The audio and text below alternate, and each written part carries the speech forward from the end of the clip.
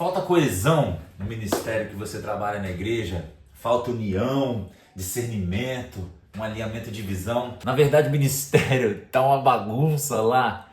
Senta aqui, vamos conversar um pouco que eu vou te mostrar hoje um instrumento que Deus colocou no meu coração, que me ajudou a organizar e trazer todo mundo do ministério de louvor da minha igreja numa mesma visão de trabalho. Resolveu todos os problemas do mundo? Não. Quem dera se tivesse resolvido. Não resolveu, mas a gente conseguiu definir uma linha de trabalho ali muito clara, de uma mesma visão espiritual. Parece que colocou nos trilhos todo o norte que precisava acontecer ali no trabalho. E foi através do Manual do Levita, que é esse instrumento que nós vamos conversar aqui hoje e que eu vou compartilhar com você até o final desse vídeo, para que você possa aproveitar também desse estudo para aplicar aí na sua igreja, no ministério de louvor da sua igreja ou em qualquer outra área que ministrar aí através da sua vida, através da vida de todo mundo que trabalha aí com você. Meu nome é Bruno Fanticelli, esse é o meu canal, seja muito bem-vindo. Eu trabalho na igreja desde os meus 13 anos, hoje eu tenho 34, então são muitos anos aí trabalhando na obra. É lógico, às vezes um pouco mais ativo, outras um pouco menos, mas desde os 13 anos trabalhando na igreja e há 13 anos pelo menos na mesma igreja trabalhando no ministério de louvor, que é um ministério bastante ativo. Não sei como é que é na sua igreja, imagino que seja bastante ativo, na minha é muito ativo. Eu comecei trabalhando nesse ministério, tocando violão, depois tive a oportunidade de cantar também e depois tive a oportunidade de ministrar, até que chegou uma convocação, um chamado para que eu fosse líder daquele ministério. E como todo bom ministério de igreja, como todo bom trabalho de grupo, tem problemas, tem situações em que a gente precisa contornar, que nós precisamos ajustar para que o trabalho consiga ser realizado da melhor forma possível, com excelência, dentro das limitações que a igreja tem, que eu imagino que a sua também tem, como a minha tinha e tem até hoje, mas que todo mundo esteja numa mesma visão, principalmente numa mesma visão espiritual de trabalho. Eu notando que precisava de que houvesse esse alinhamento, comecei a pedir muita orientação a Deus, porque não vou dizer que era uma bagunça, não era, mas havia um desalinhamento de visão do que era. Muitas pessoas ficavam olhando para trás, porque lá atrás era melhor, lá atrás era dessa forma e por que não faz hoje? Algumas pessoas acharem que devia ser de uma forma, outras pessoas acharem que deveria ser de outra, e tá tudo bem, isso acontece mesmo, só que não tem como todos remarem na mesma direção se cada um pensa de uma forma. As pessoas tenham pensamentos e formas de analisar diferentes, precisam, como uma empresa, como no relacionamento, como em qualquer grupo de trabalho, precisa que todos estejam num mesmo alinhamento de visão. Se você for olhar para a administração, é como se fosse numa mesma visão estratégica. Eu falo isso porque eu sou administrador, então eu gosto muito desse tema. Mas no trabalho, na obra, eu senti essa necessidade. E por isso, Deus colocou no meu coração esse manual. Apresentei para o meu pastor e ele liberou que fizesse com o Ministério de Louvor na época, isso há 10 anos atrás. E foi um divisor de águas, foi transformador, porque todo mundo saía com um entendimento ali do que era para ser feito. Por mais que houvesse algumas discordâncias em relação a alguns temas, todo mundo tinha em mente e no coração o objetivo claro, o porquê claro de estar ali trabalhando. Hoje eu não estou mais como líder do ministério, mas continuo ativo no Ministério de Louvor. Eu fiz uma revisão nele ali, logicamente atualizando para conseguir disponibilizar isso para as pessoas. E gostaria de passar aqui com você ponto a ponto, para que você possa acompanhar.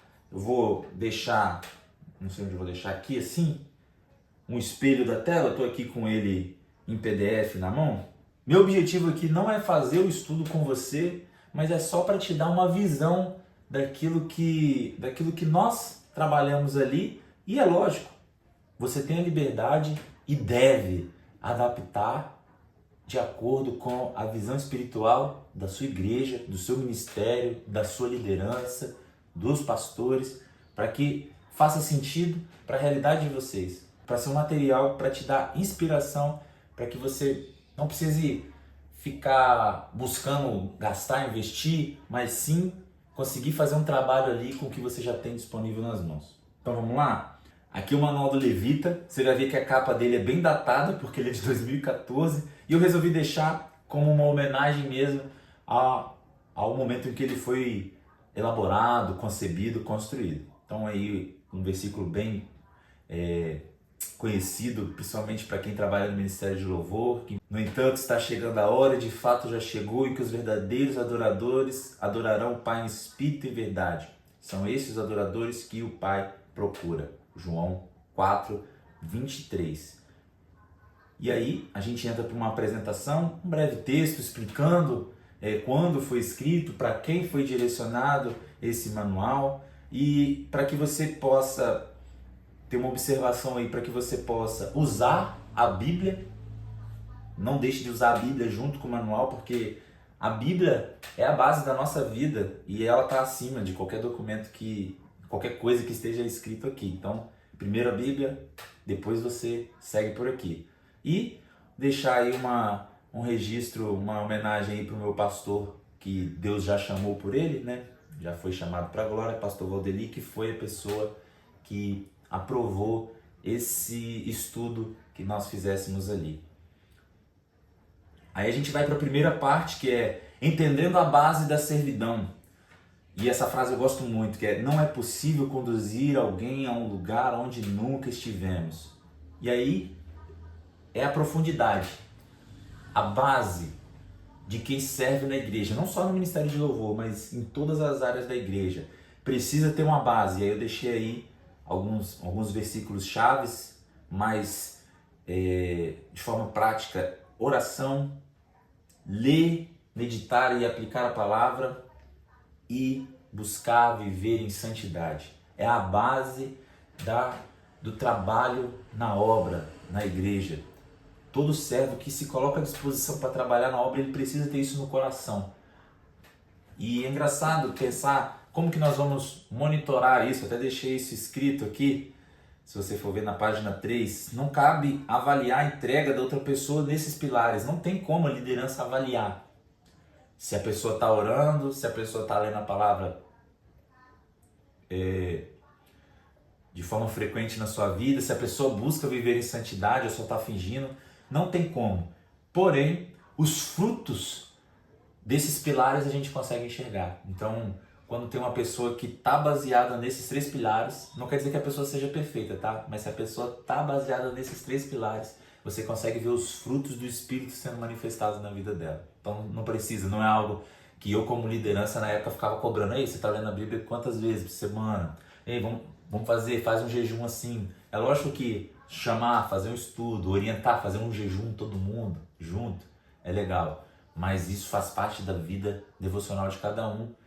Mas, porém, todavia, cabe à liderança, quem estiver fazendo estudo, colocar a importância desses pilares aqui, e que é primordial. É falar assim: queridos, se você não está fazendo isso, você não está apto a servir na obra, porque você precisa estar com esses pilares bem estabelecidos.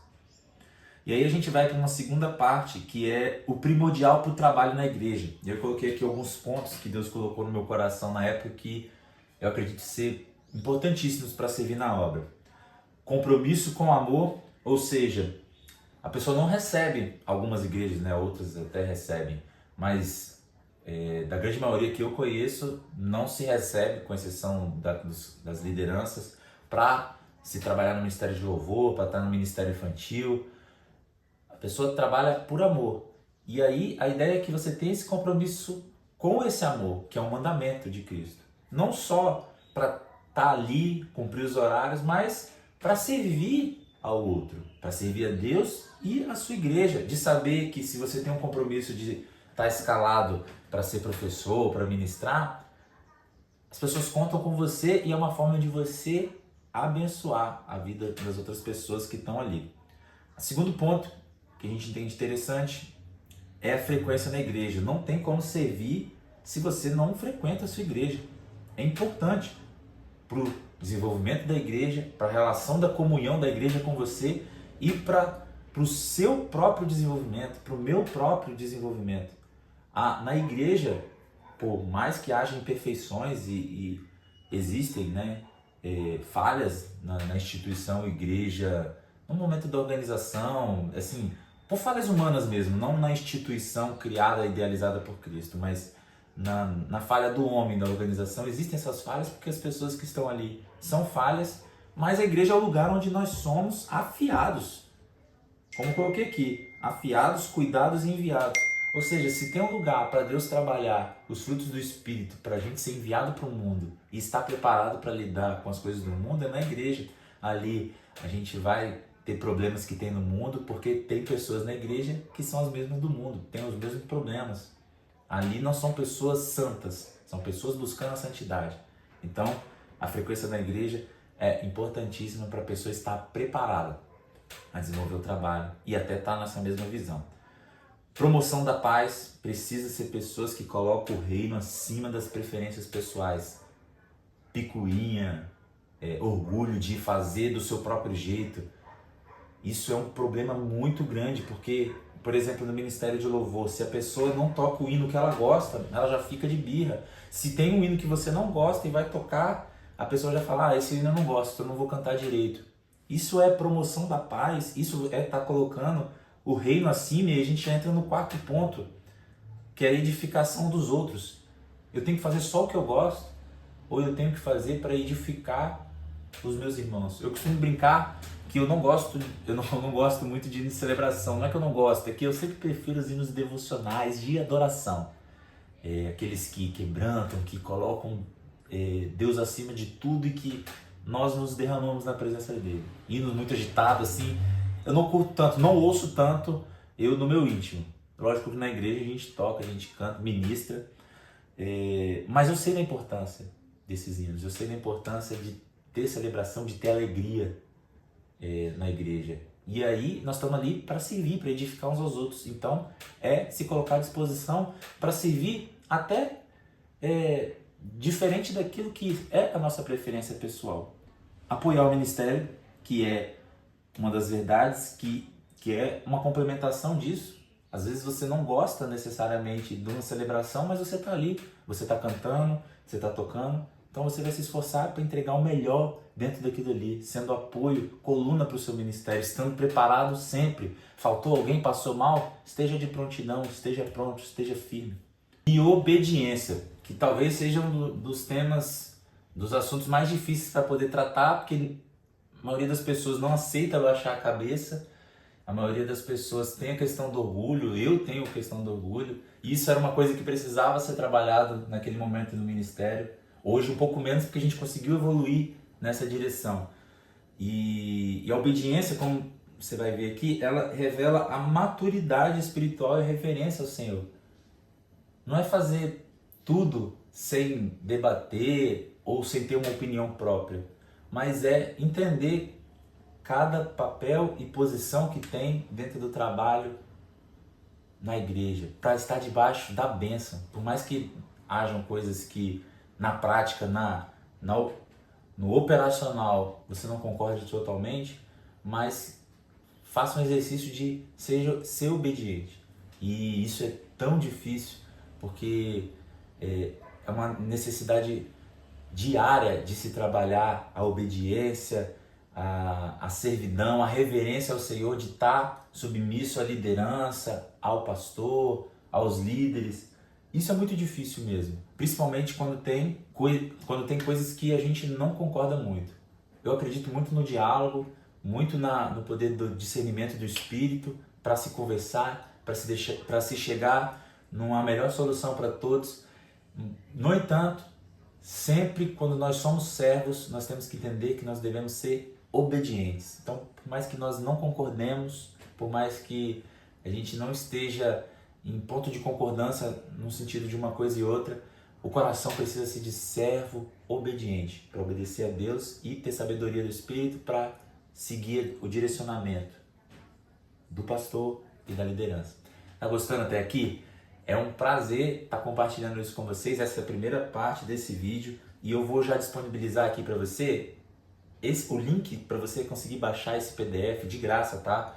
Vai estar disponível lá no meu Instagram, na minha bio, vou deixar esse link lá, vou deixar meu Instagram aqui embaixo para você poder ir lá, segue também o Instagram, fica à vontade, lá eu também compartilho algumas coisas, a minha rotina e algumas reflexões mais curtas lá para a gente crescer junto no reino. Se você gostou, se você quer que a gente continue a parte 2 desse vídeo, curta esse material, comenta aqui, fala, poxa, faz a parte 2 para a gente terminar a revisão desse estudo. Eu não quero deixar ele disponível para sempre, eu espero deixar esse estudo disponível gratuitamente para todos até o próximo mês, ou seja, uns 30 dias mais ou menos. Depois eu vou fechar esse material, vou fazer uma revisão legal e eu pretendo gerar um conteúdo ainda mais elaborado, mais aprofundado, para que eu e todos que tenham interesse possam crescer juntos também no reino. Então já aproveita, já baixa, garante o seu, e se você quer ver a segunda parte desse vídeo, já curte aqui